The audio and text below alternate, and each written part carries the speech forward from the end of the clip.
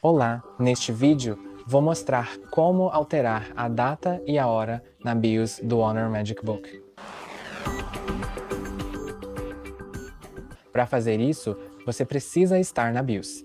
Se você não sabe como entrar, há um vídeo em nosso canal explicando como fazer. E uma vez feito isso, basta ir até a configuração de hora ou data e você pode ver que ao selecionar a configuração de hora, você está selecionando a hora. Se você quiser mudar para os minutos, pressione Enter. Se quiser mudar para os segundos, pressione Enter também. E se quiser alterar o valor, você precisa pressionar F5 ou F6 no seu teclado para mudar os valores, assim mesmo.